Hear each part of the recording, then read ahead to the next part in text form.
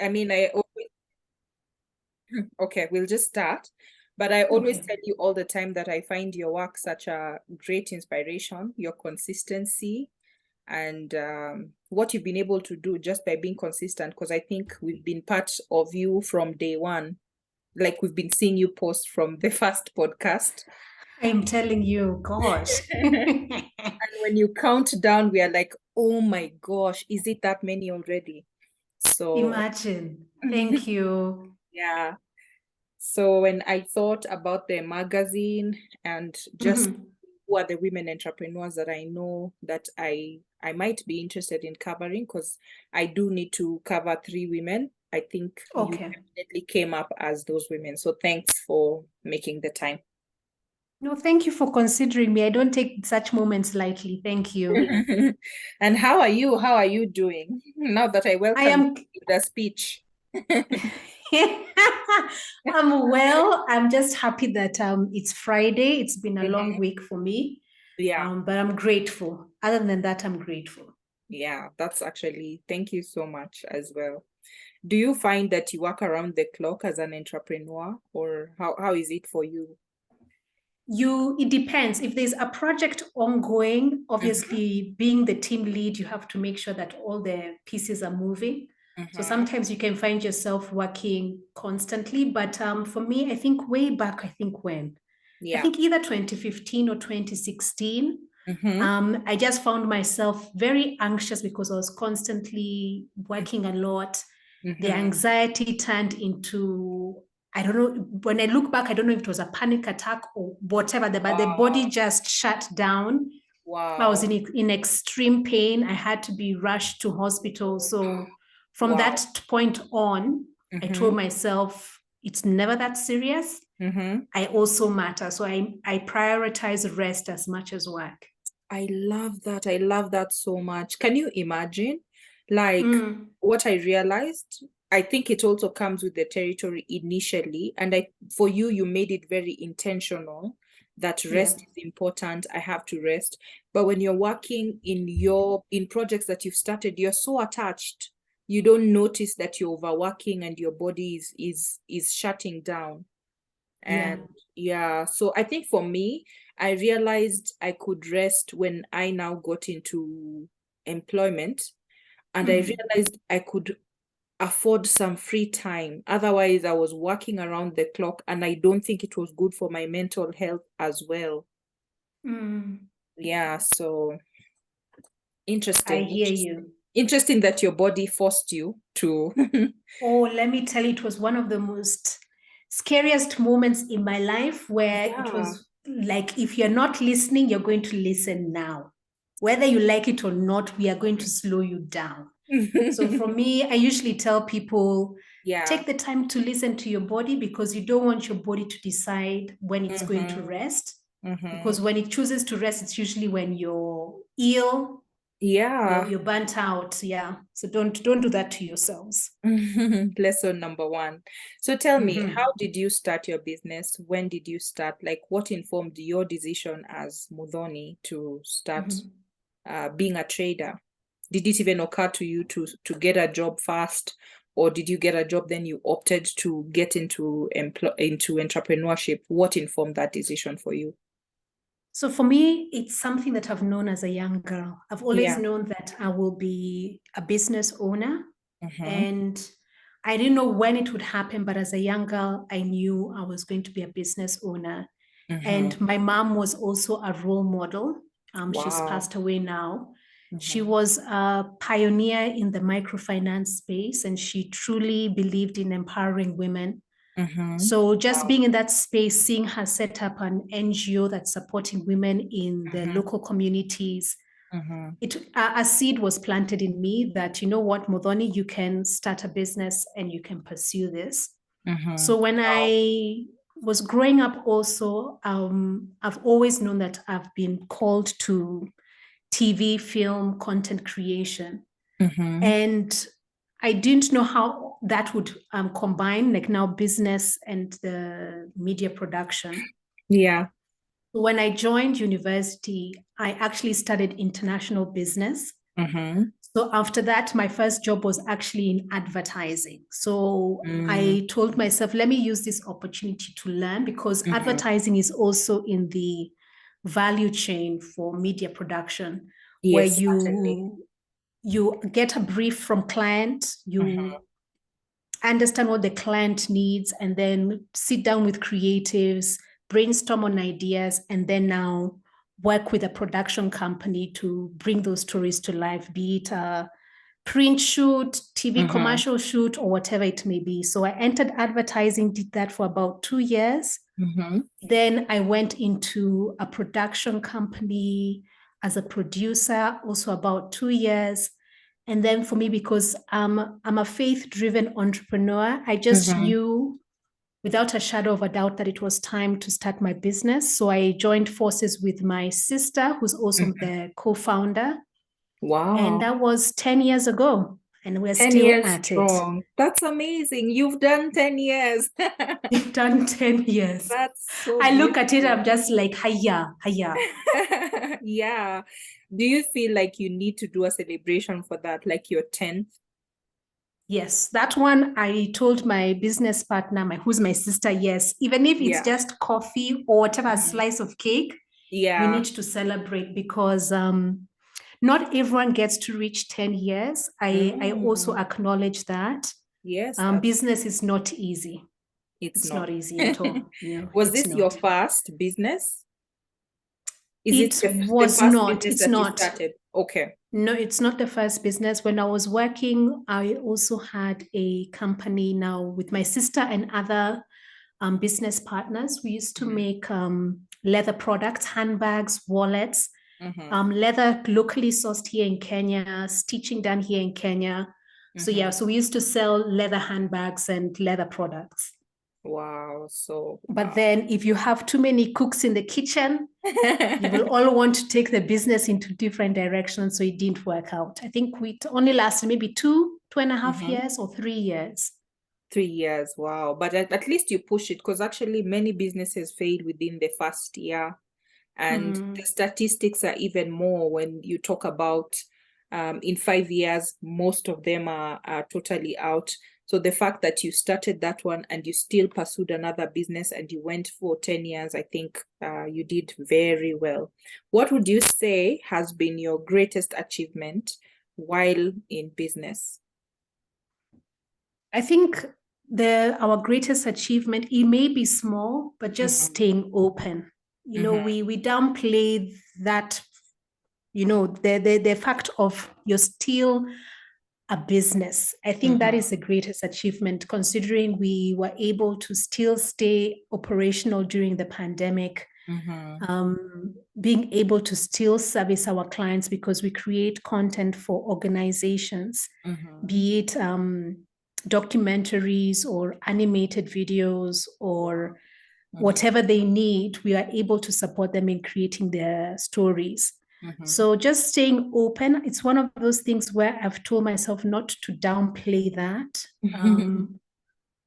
to still be able to meet your tax obligations, and still be able to honor your clients' commitments. That I am truly grateful for. Yeah. And I think that's the most important thing. I feel like for entrepreneurs, we always imagine what is important is all the other side shows that many of us pull. But then when you have your clients and you're being true to them and you're fulfilling your obligation, the everyday responsibility, and you're doing that for 10 years, I think that's like one of the greatest achievements and the true successes of a successful business. I love that. Thank you. Yeah. On the flip, what would you say would be a low moment? Actually, before that question, did you feel like you are getting into a male-dominated space in terms of production and content creation and being the people who are behind the scenes making it happen? Did that occur to you that it was a male-dominated space? Or for you, the issue of gender when it comes to some of this work does not really apply? What would be your take on that? So before I joined university, I got a chance to work as a production assistant at KTN. Yeah. And being in that space, you can see, or rather, I acknowledge that it was male dominated. But one thing that stood out for me throughout my career is very strong women who have been my bosses or team lead. And so for me, I put it in the back of my mind, yes, they're men driven, or this is a space that's male dominated, but what are the women in those spaces doing? So I paid note of that. And I told myself, you know what, as I navigate through my career, it's okay if I'm a woman, it's okay if there are one or two of us in the room, but how do we ensure that we are opening spaces and opening doors for other women? Wow. And then also you do realize that being a female producer or being a female entrepreneur, of course, you meet those men who aren't comfortable standing in your truth, uncomfortable. You just giving your opinion. It may not be disrespectful, but you're giving your opinion. They don't know how to receive feedback or guidance or just direction from a female woman. I mean, female entrepreneur. Yeah. But I usually just tell myself that's not a reason for me to not show up. Just because I'm a woman doesn't mean I shouldn't be in that space with other men. Yeah. Let me take my space. I'll be respectful about it. I'll be a professional. But I'm in this space to also give my perspective, to give my story, even if they don't feel that it's time for them to hear it. It's okay. I'm here to take up my space because that's now for media production. But then also as a woman, one of the challenges that you've asked me is, you know, you go into a room and they don't respect the fact that you're a woman and that you own the business. Yeah. So they see you like a They're girl that's looking just for someone wasting. else. Yeah. And it's just like, no, this is it. I'm the final decision maker. So that has been one of the challenges where you're constantly trying to convince people that you can do business. And it's just like you wouldn't do that for a man. A man would come to you, pitch his presentation or pitch his proposal. You'd be like, yeah, because he's a man. But when a woman comes, it's like, are you sure you know what you're doing? Exactly. Are you sure you can handle the project? And it's like, no, that's not fair. Yeah. Yeah. And did you find yourself taking up those thoughts and those ideas that are thrown at you? And you see, like, women are constantly talking about imposter syndrome as if it's something that's happening natural to us. But do you feel that some of those experiences then sort of impose to you thoughts of self-doubt? Because everywhere you go, people almost don't expect you to achieve anything. And then you start to think, should I be this good, So yeah. It's interesting for me. The challenges that have come my way have not only been in the workplace, but also like the family setup. Yeah. Where, as you're saying, people don't believe that you can achieve whatever it is that you're pursuing. So this is where, for me, faith comes in. It's that without a shadow of doubt that God has called me to do this. So if people don't want to believe in me, or if people choose to not believe in me, I have to consistently wake up each day and tell myself, I am here to serve a purpose. I am here to fulfill what God has called me to do. Will I wake up and feel doubtful at times? Of course.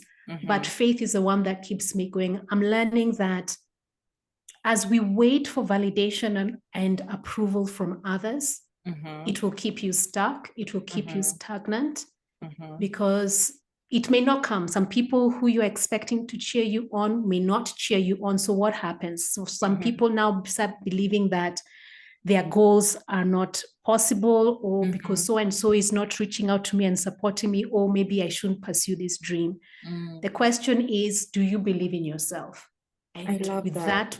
With that in your mind and in your heart, just continue moving forward. That's enough. That's enough, actually. That's enough. Yeah. That's enough. Because I know sometimes we work so hard to be applauded, and when it doesn't come, we stop because it was for the applause. But if you're working, like you're saying, it's your mission, it's your purpose, God has called you into this space, then you are going to wake up and you're still going to do it. And yeah, how so I can tell, like, okay, just from observation, and I hope that this is not like an assumption or a prejudice. I feel like you're soft, and you've still been able to navigate that. Are there, like, and I'm sure you've had to be assertive, or you've had to reform or do anything with your personality to survive in that male dominated space, or places where people don't believe in you. If you are telling a girl, what are some of the things that have helped you navigate? I've gotten from the conversation that you affirm yourself. There were many women role models around you, but I guess this is that thing for, I am a young person, I am going into this space, what do I need as a tool to be able to pull it through into the same space? I'm learning that you may be soft, but you can speak up. I wasn't always that person where I would be able to speak up and, lead a team and tell them this needs to be done. It's through obstacles you realize, if I had spoken up sooner, the project could have gone into a different direction. So again, it comes down to self-belief, because there was one time I had gone for, I think, a business event, and I was talking to the person who had done the presentation. And within, let's say, less than 5 minutes, the individual was like, Muthini, you need to believe in yourself. And I was like, really? I don't believe in myself? Yeah. So when I went home and started reflecting, I realized actually you don't believe in yourself. You don't believe in the fact that your words matter. You don't believe in the fact that whatever you're doing matters. So to a young person, I'll just tell them, do you believe in yourself? And it's not an easy process to go through, because you might find actually you don't believe in yourself. Because from the moment you start recognizing that you should believe in yourself, you will step into the world differently. So yes, I may be soft, but I'm not like now, because of the process that I've gone through, I'm not afraid to speak up. I'm not afraid to share my opinion in a way that will help someone else. Because sometimes we may want to be assertive, but is it building someone up? We want to say, I'm speaking my truth. Okay, fine, you're speaking your truth, but did it build someone? Did you give them something that they can take home and reflect upon? Or are you just speaking your truth to break someone down? Because one of the things I'm learning as well is, we're very quick to say, I'm speaking my mind, I'm speaking my truth. But we do it in a way that you're breaking someone, you're breaking their spirit, you're making them feel lesser than. We're not meant to step into the world and do that. We're supposed to step into the world and build people up and uplift them and give them guidance, whether they take that guidance or not. At least you did your part in doing good. So that's how I would see that. It's okay to be soft. Yeah. And there's an advantage to being soft, because everyone in a male-dominated industry steps out aggressively and harsh and abrasive. So when you step into a room and you're soft, it throws people off. So it's an advantage as well. So it really is. It's called you catch soft people power. off. Yeah. Yes. Yeah. Yes. Actually, I noticed when someone is silent and everyone has been talking, everyone wants to hear what the silent person has to say, and people will always like draw you into it so that you can, because they want your voice and it's the voice they want to hear the most. And you know why this is so profound? It's because I feel like I also have a very soft side, and I was always soft earlier on, and I felt over time I developed an aggressive personality, sort of as a way to survive. And over time you find that you become so combative and you're like, why am I like this? So Yeah. I really love what you've just said, because I feel like women do not need to get into that very rough space, and it's not even good for us, it's not even healthy. Not. For us, because it's outside of your character, and I think those are some of the things that make us extremely also unhappy.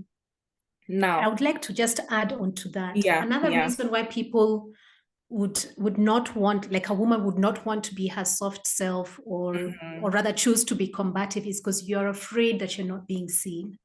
Exactly. You're afraid that you're not being heard. And the fact that you're seated in a room with others, it means you're already seen. So again, just be confident in who you are. Recognize that you have been seen, even though they may overlook you, even though they may assume they have not heard you, you're already seen. And it always starts with you. Do you see yourself? Yeah. So just be yourself. Yes, I just love be that. yourself. Yeah, I love that. Plus, it reminds me of something someone said about you belong in every room you're in. So you don't need to feel like you have to overprove or anything. You're already in that room. Yes. You belong there. All Yes. right. So before Zoom does the thing and throws us out, You still have a few more minutes. You have 7 more minutes. Don't stress. ah, Zoom will close you perfect. out at 40. It's because I've been in meetings and then it ends in the middle of the sentence, and it's been my greatest fear. Yeah, don't worry. You Yeah, still but we have have time. time. Yeah. So I think you've shared. I don't know whether you've already mentioned what maybe a low point in business already in the conversation, but just in case maybe we can summarize on maybe that and how you overcame it and the greatest lesson that you learned from that.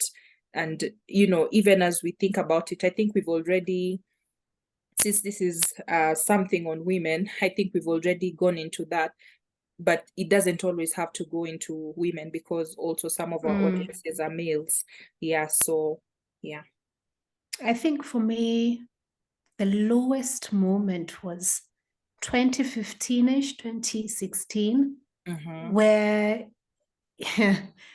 it was just, things were just not adding up. You're going for meetings, you have presented, you've sent proposals. Hey, nothing was adding up. You have to make ends meet, bills have to be paid. Yeah. It just wasn't working out. And honestly, at that point, I was like, I am giving up. It's never that serious. Okay. It's never that serious.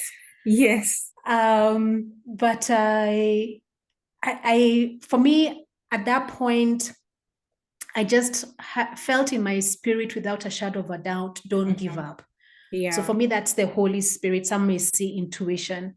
So don't give up. So I really held on to those words of not giving up. So how I ensured not to give up, I just sat down with my business partner and we just asked ourselves, we're doing so many things. Yeah. How can we narrow down our services and find a niche within this industry that we're working in? So with that, now we narrowed down our focus to, what do organizations need? Okay, fine, they need content. What type of content do they need? All right. Yes, we were in advertising. We used to do TV commercials. We're not getting those projects. Let's let go of those projects and focus on the work that we can pursue. And that's coming back to us repeatedly. Sometimes we don't look at the patterns that our businesses are showing us. So the business is always speaking. So we realized that documentaries were getting repeat clients. Okay, let's pursue that. When we're looking for corporate work, doing corporate videos, those are the consistent clients. Okay.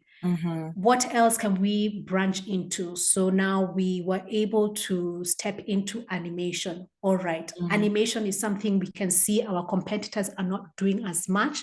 Let's step into that more and do more of that.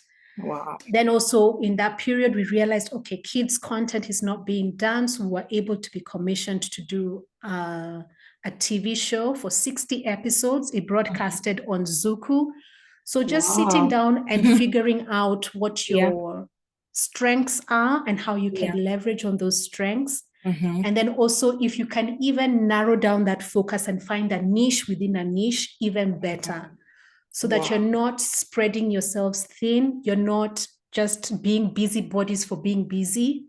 Just focus on a niche and then truly go out in that space and give it your all. So for us, I would say, because of focusing on that, we've been able to consistently create content for financial institutions. So like the banking halls, the content that you see on those screens, we were able to figure out that niche and do that. Wow. And then also now animated videos. And God willing, we've realized that there's a gap in the market, that not everyone can have their content on Netflix or Showmax. So how do we build a homegrown brand where we develop a video on demand platform for African content creators to put their content on this platform and for them to earn a living and for untold African stories to be produced? So that's where we are as a business, that we're pivoting, that now we want to do original content and also distribute African content. That is such a powerful way to to pivot. I really like that. And it's definitely a good space to get into. I'm imagining the opportunities, the potential, the people who will really benefit from that, all these people with great African stories. And what is amazing and what I've picked from that entire space is you reach the point of reflection, redefined your direction, and learned from your business, listening to your business and what it was saying about which direction to follow. And just to let you know, I keep repeating it, I really respect how you're doing, how you're pursuing, and that you're not limited, and the fact that you've not lost yourself to succeed and achieve all this.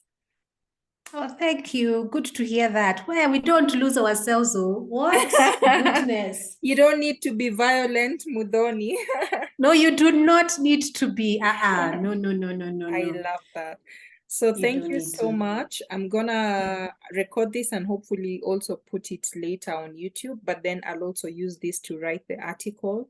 And I'm sure you'll be such a great inspiration to many, many, many, many ladies. And nice. So this is going on on your YouTube. baobab. Yeah? This is going on YouTube. Yeah. Well, I'll put it later, but then I'll write no worries. Yeah, how is it? Do you mind? I don't mind. Just now, obviously, you'll edit out this part where we're talking freely. Or this and the one for big. Yeah, the rough ones, and the beginning part, the rough ones. Remove those parts. The rest is fine. Should. All right. Yeah, I'll actually work on that because I know I'm also very clumsy.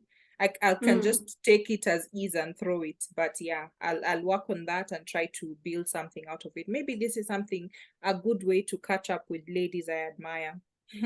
Nice. By the way, true. You can. This is another way of just putting content out there. Exactly. So you were asking me about your baobab. Oh yeah, for baobab. Thank you so much. Yay! I'm so excited for you. Thank you. So how has the process been? It's been good. Like I'm quite excited. Like the other way, since you've already achieved consistency, I feel the other way is getting new audience, new people. So that's really amazing.